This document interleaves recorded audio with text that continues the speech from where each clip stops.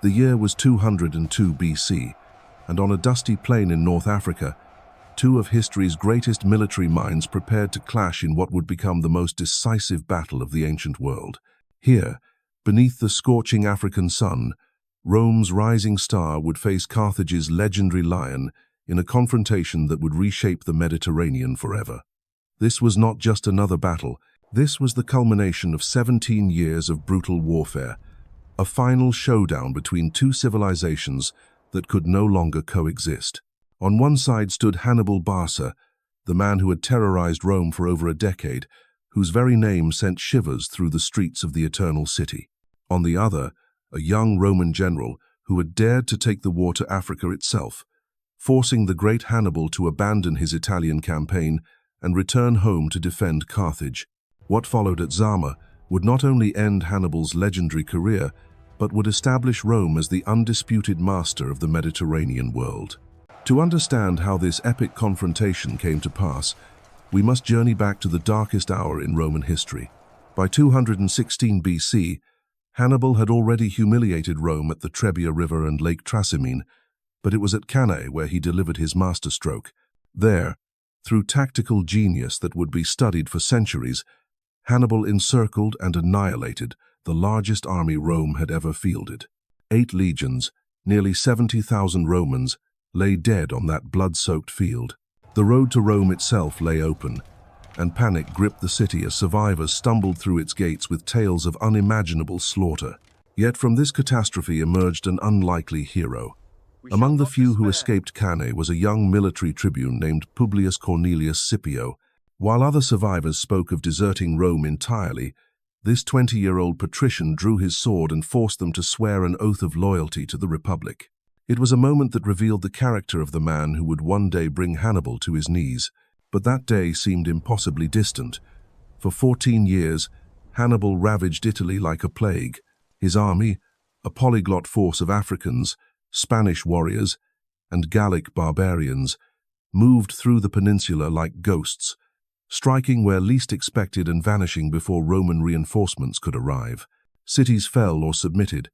Allies defected to Carthage. The very foundations of Roman power seemed to crumble with each passing season. Rome's response was cautious to the point of paralysis.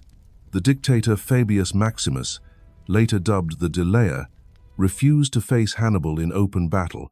Instead, he shadowed the Carthaginian army, harassing its supply lines and avoiding decisive engagement.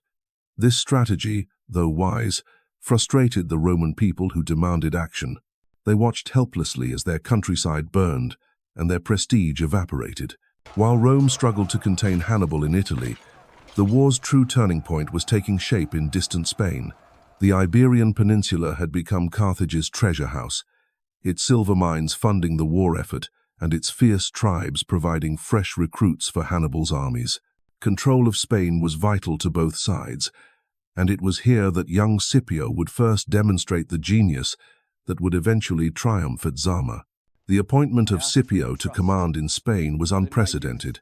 At just 25 years old, he had never held the consulship or praetorship, yet the Roman Senate granted him proconsular authority over one of the war's most crucial theaters.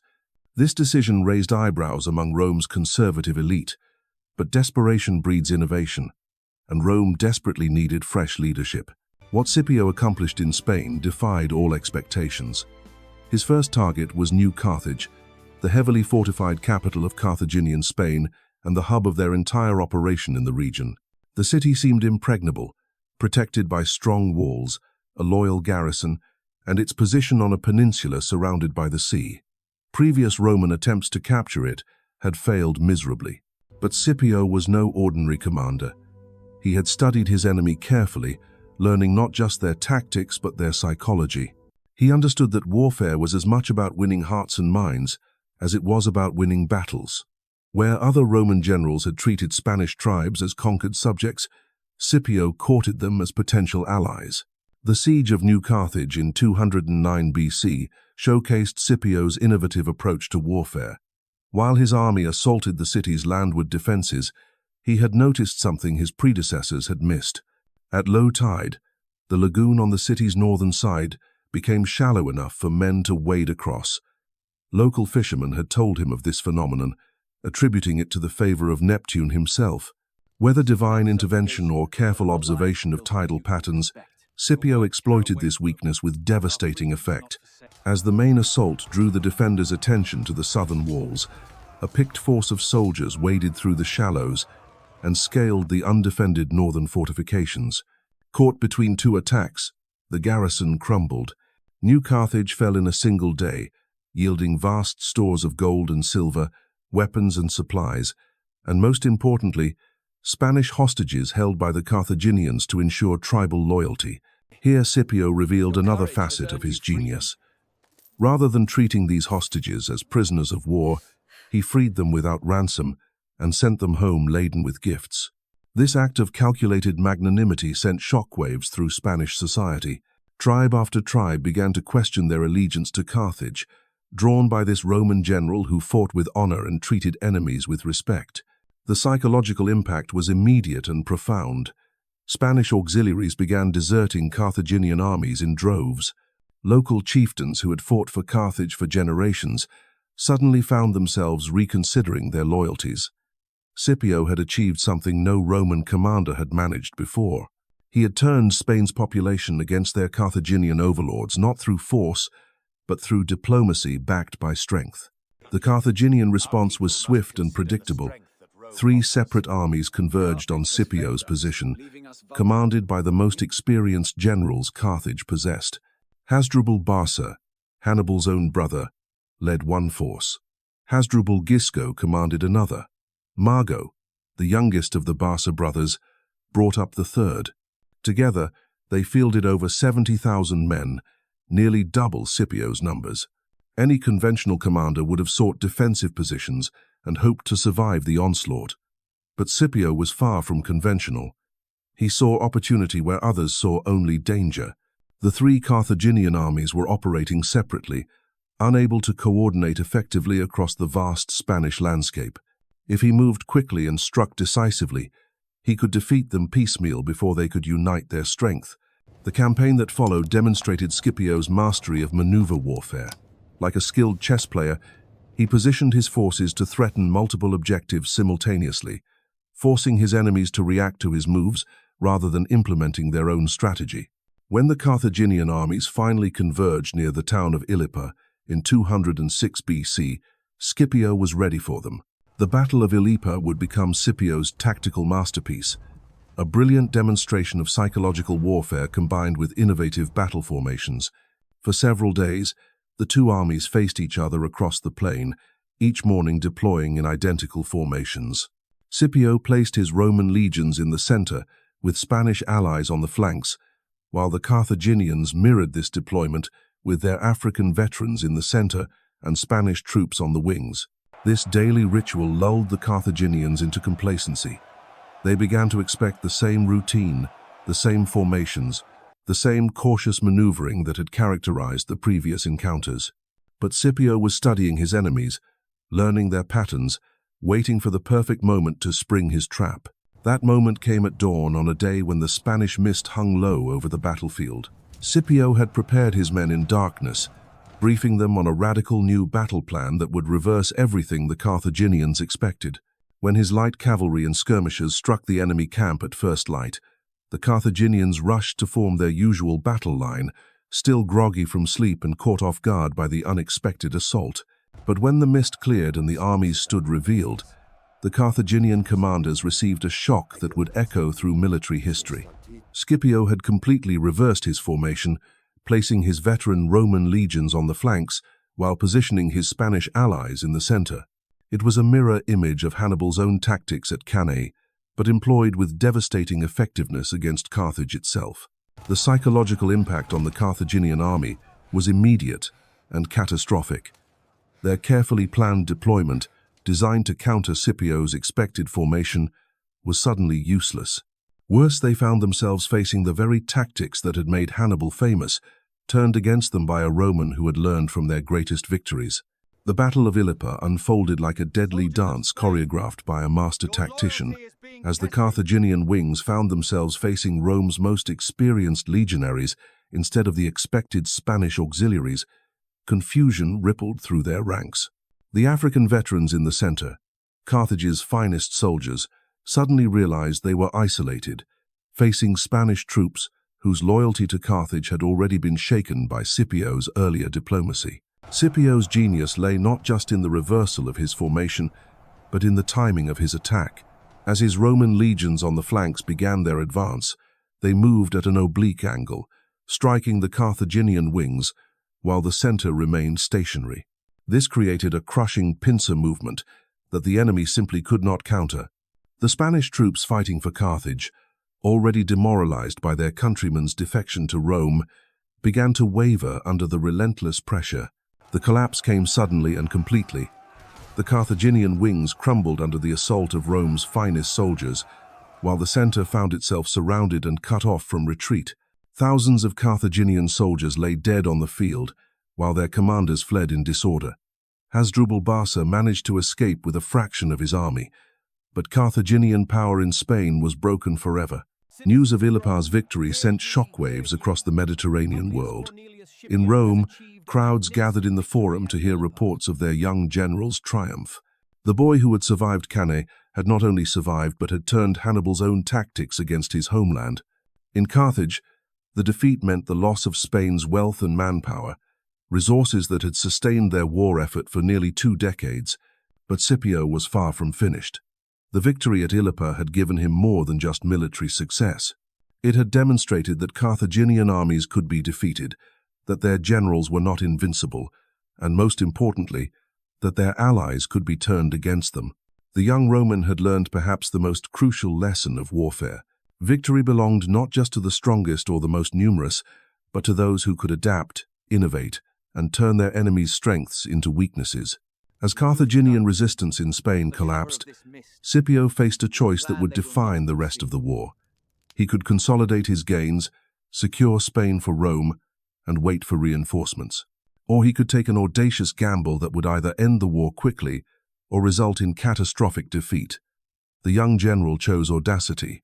In 204 BC, Scipio launched his invasion of North Africa itself. It was a move so bold that it left even his supporters breathless. While Hannibal still roamed Italy with a dangerous army, Scipio proposed to attack Carthage's heartland directly. The Roman Senate was divided. Conservative voices argued that it was madness to divide Rome's forces while Hannibal remained undefeated, but others saw the genius in Scipio's strategy. By threatening Carthage itself, he would force them to recall Hannibal from Italy, finally ending the nightmare that had plagued Rome for over a decade. The invasion force that crossed to Africa was relatively small, perhaps 30,000 men, but it was composed of Rome's most experienced soldiers. Veterans of the Spanish campaigns, they had learned to fight in Scipio's innovative style, adapting to new situations and exploiting enemy weaknesses with ruthless efficiency. More importantly, they believed in their commander absolutely, having seen him work miracles against impossible odds. Landing near the ancient city of Utica, Scipio immediately set about implementing the same strategy that had worked so brilliantly in Spain. Rather than simply conquering territory, he sought to win allies and turn Carthage's own subjects against their masters. The key to this strategy lay in the complex web of alliances that dominated North African politics. The most crucial of these potential allies was Massinissa, king of the eastern Numidians. For years, Massinissa had fought alongside Carthage, his swift cavalry providing crucial support for their armies. But political intrigue and personal ambition had gradually soured his relationship with Carthaginian leadership. When Scipio's envoys reached his court with offers of alliance, they found a receptive audience. The defection of Massinissa was a catastrophe for Carthage that went far beyond the loss of his warriors. The Numidian cavalry had been the backbone of Carthaginian military power for generations. Swift, skilled, and perfectly adapted to North African warfare, they had given Carthage a decisive advantage in countless battles. Now they would fight for Rome instead. Carthage's response was desperate, but predictable. Unable to match Rome's growing strength in Africa with their remaining forces, they sent urgent messages to Italy. Hannibal must return. The greatest general in Carthaginian history must abandon his long campaign and come home to defend the motherland. For Hannibal, The order must have felt like a knife to the heart. After 16 years of campaigning, after bringing Rome to its knees, he was being recalled just when victory seemed within reach. But Hannibal was nothing if not a loyal son of Carthage. In 203 BC, he began the painful process of evacuation. The army that had terrorized Italy for so long boarded ships at Croton, leaving behind the peninsula they had dominated for nearly 2 decades. Veterans who had fought at Cannae and Trebia, soldiers who knew every hill and valley of central Italy, found themselves sailing toward an uncertain future in Africa. The army that Hannibal brought back to Africa was formidable but flawed. His core of veterans, the men who had followed him across the Alps and through countless battles, remained among the finest soldiers in the world. But they were aging now, worn down by years of campaigning, and their numbers had been steadily depleted by death and desertion.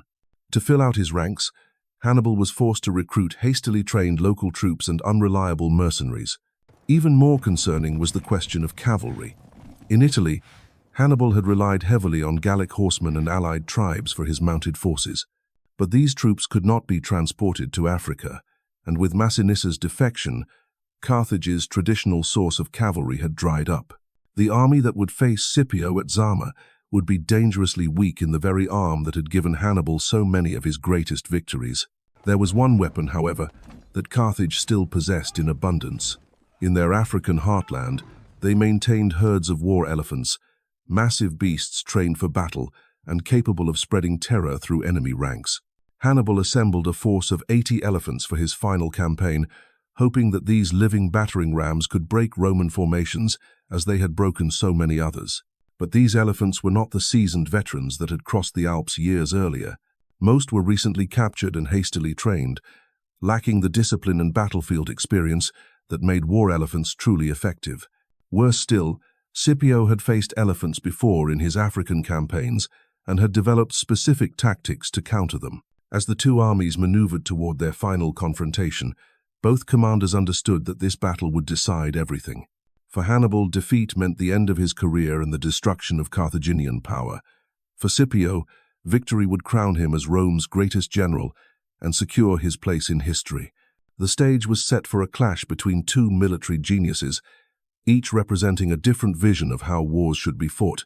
The armies finally converged near the town of Zama, roughly 100 kilometers southwest of Carthage. Here, on a dusty plain beneath the African sun, the fate of the Mediterranean world would be decided in a single day of brutal combat. The morning of October 19th, 202 BC dawned clear and hot over the plains of Zama.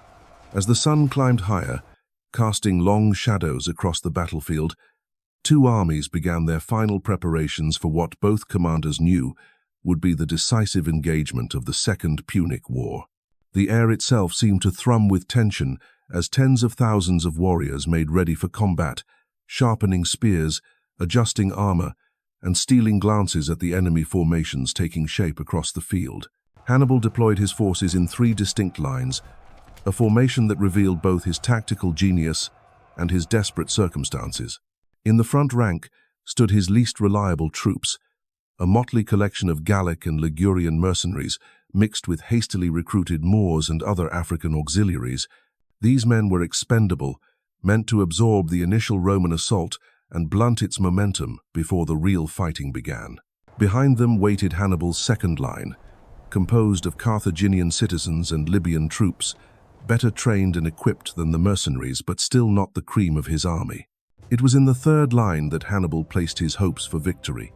Here stood the veterans of his Italian campaigns, the grizzled survivors of Cannae and Trebia, who had followed him across the Alps 16 years earlier.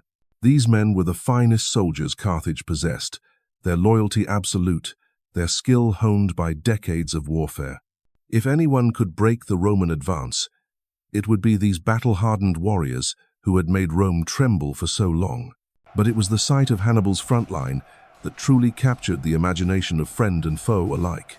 80 war elephants stood in formation before the Carthaginian army, their massive forms swaying gently as they awaited the signal to charge. Draped in colorful cloth and armor, with howdahs carrying archers and spearmen, they presented a spectacle both magnificent and terrifying. To the untrained eye, they seemed like living fortresses, unstoppable engines of destruction that would scatter any force foolish enough to stand against them. Yet Scipio gazed upon this fearsome array with calculating eyes rather than fear.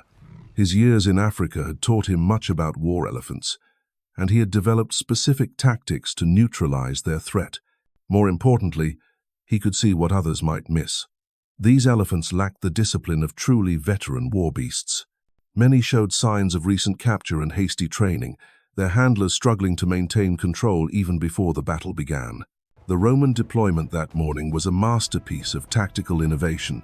Scipio had arranged his legions not in the traditional tight formation that had served Rome for centuries, but in a revolutionary new pattern designed specifically to counter Hannibal's expected tactics. The hastati, Rome's youngest soldiers, formed the first line as usual, but instead of presenting a solid wall of shields and spears, Scipio had left deliberate gaps between his maniples. These gaps were filled with velites, Rome's light infantry, armed with javelins and trained in skirmishing tactics. But their true purpose was far more sophisticated than mere screening. When the moment came, these lightly equipped soldiers could quickly withdraw through the passages, allowing the elephants to charge harmlessly through the Roman formation rather than smashing into it. It was a tactic that required perfect timing and iron discipline, but Scipio's men had trained extensively for this moment. Behind the hastati stood the princeps, veteran soldiers in their prime, who formed the backbone of Rome's military might. These men had fought in Spain under Scipio's command, had learned his innovative tactics through years of brutal campaigning, and trusted their general absolutely. They would serve as the anvil upon which Carthaginian attacks would be broken. In the rear, the triarii waited with their long spears, Rome's ultimate reserve and final line of defense. On the Roman wings, Scipio deployed his cavalry with characteristic cunning. On the left flank, 2,500 Italian horsemen prepared to face their Carthaginian counterparts. These were solid, reliable troops, but they were not the key to Scipio's battle plan. That honor belonged to the right wing, where 4,000 Numidian cavalry under Massinissa's personal command pawed the ground in eager anticipation. The sight of Massinissa's horsemen must have been particularly galling to Hannibal. These were the same swift riders who had given Carthage so many victories over the years, their hit-and-run tactics perfectly suited to African warfare. Now they would fight for Rome, their intimate knowledge of Carthaginian methods turned against their former masters. It was a betrayal that cut deeper than any sword thrust. As the armies completed their deployments, a strange ritual began that would become one of history's most famous encounters. Hannibal, perhaps sensing that this might be his final battle, requested a personal meeting with Scipio.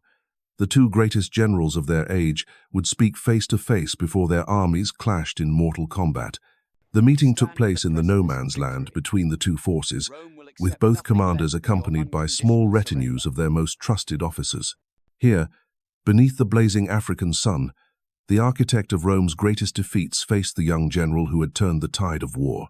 Contemporary accounts suggest that both men recognized the other's genius, speaking with the mutual respect that only true masters of warfare could share. Hannibal, now in his mid-40s and showing the wear of decades of constant campaigning, reportedly offered terms for peace. Carthage would abandon all claims to territory outside Africa, pay substantial reparations, and acknowledge Roman supremacy in the Mediterranean.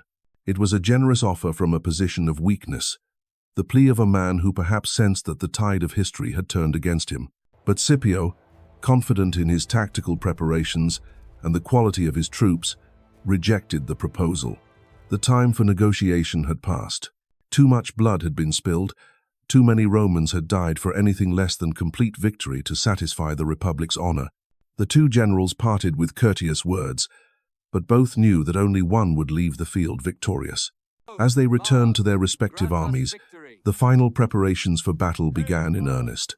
Priests moved among the Roman ranks, offering prayers to Mars and Jupiter, seeking divine favor for the coming engagement.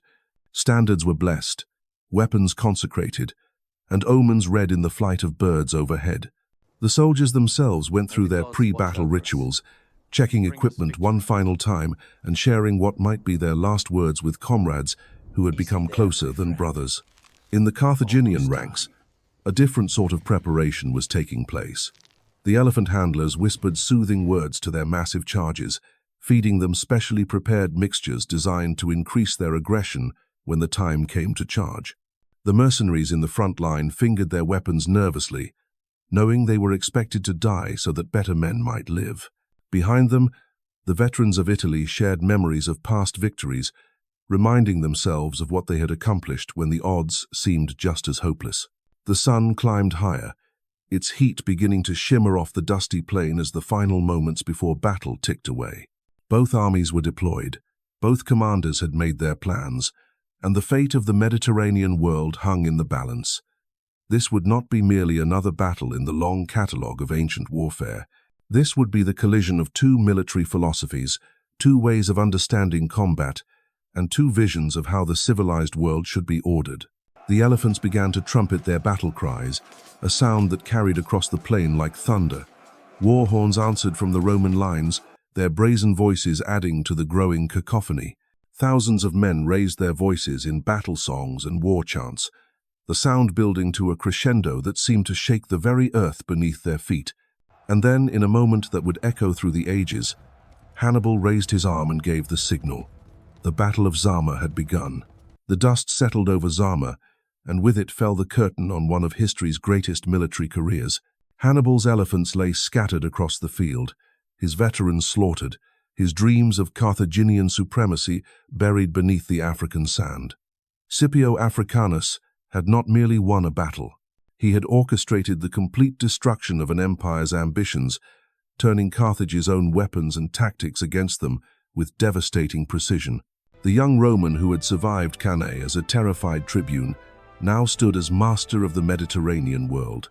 His innovations in warfare, from the gaps in his formation to his mastery of psychological combat, had proven that even the greatest military minds could be defeated by those willing to learn, adapt, and evolve. Rome's victory at Zama was more than conquest. It was the triumph of systematic preparation over individual brilliance, of institutional resilience over personal genius. Hannibal would live on in exile, his legend intact but his power forever broken.